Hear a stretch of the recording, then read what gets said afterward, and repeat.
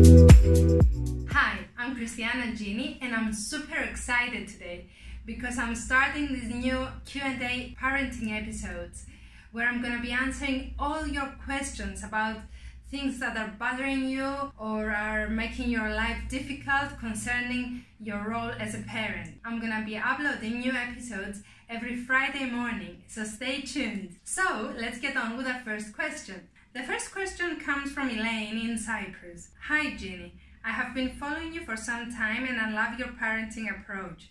I find it extremely difficult to stop yelling at my kids when I'm angry. I always promise that I will stop, but then I erupt as a volcano, shouting and screaming at them.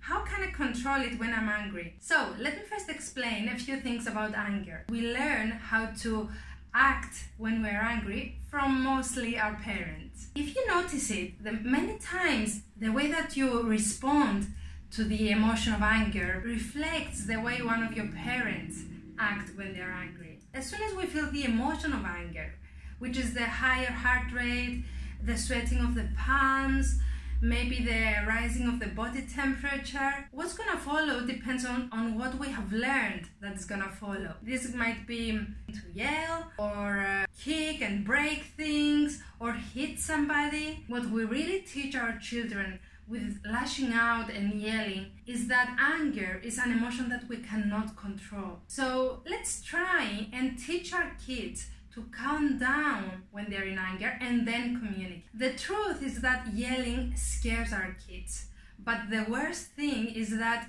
they will not listen to us until we start yelling, and we don't want to do that because then you start yelling all the time and they don't cooperate that much when you yell. Yeah. Let's see some tips that will help us manage our emotions. The first thing is something that I try to do with my girls as well. At some point in my life, when everything was upside down, I was snapping a lot easily.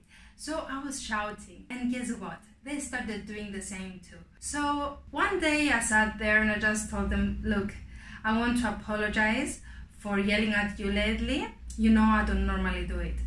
So I want you to help me out here. Would you like to make a vow that we will help each other stop yelling? So I asked them every time that I would snap and start yelling to remind me that they listen to me without yelling. And I was doing the same to them too. Another thing is to be aware of your actions and your emotions.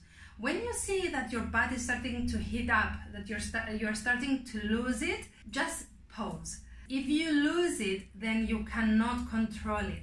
Imagine that like you have a red line and you know that if you cross that red line, then you lost it. When you see that you're close to the red line, just pause. The best thing to do when you're pausing is to leave the crime scene, okay? Whenever you can actually leave the room, do it.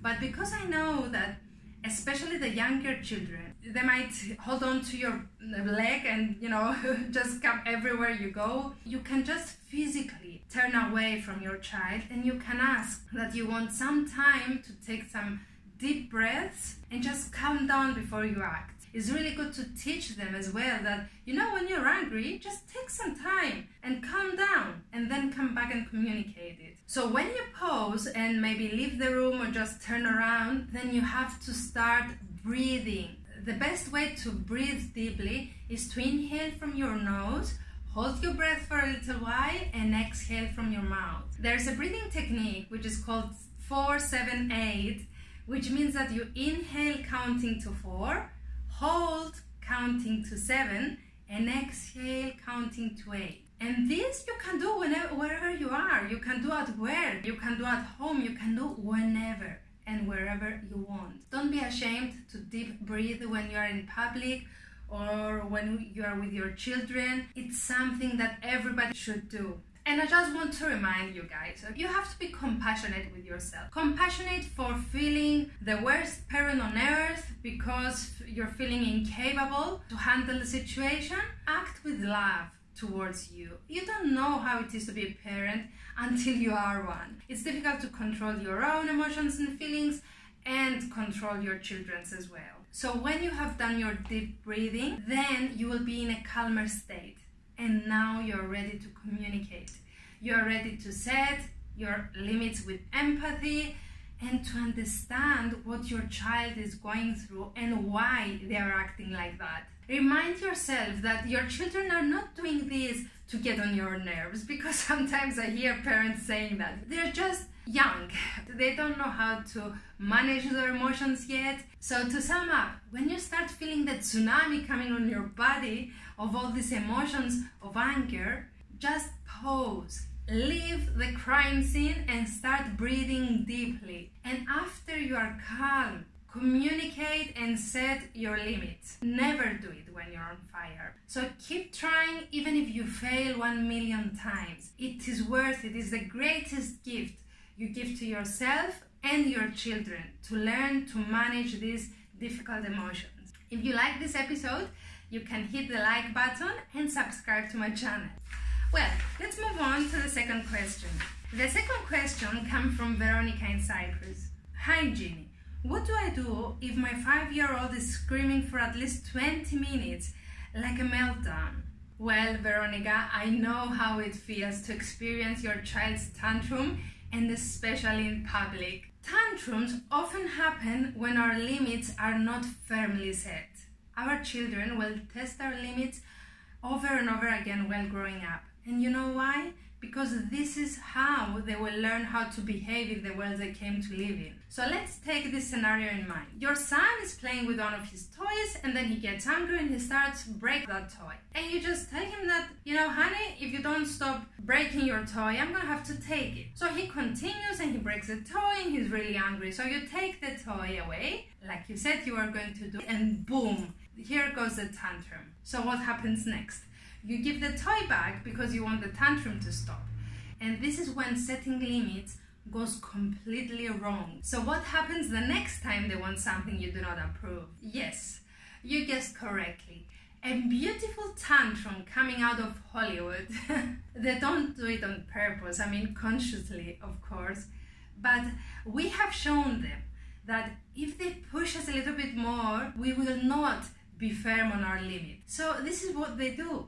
The more flexible we are, the more they will push our limits every time. So they cry louder and longer and screaming and destroying things. And oh boy, if this is happening in public. You start sweating and feeling anxious from the looks of pity or judgment from the people passing by. So you want it to stop.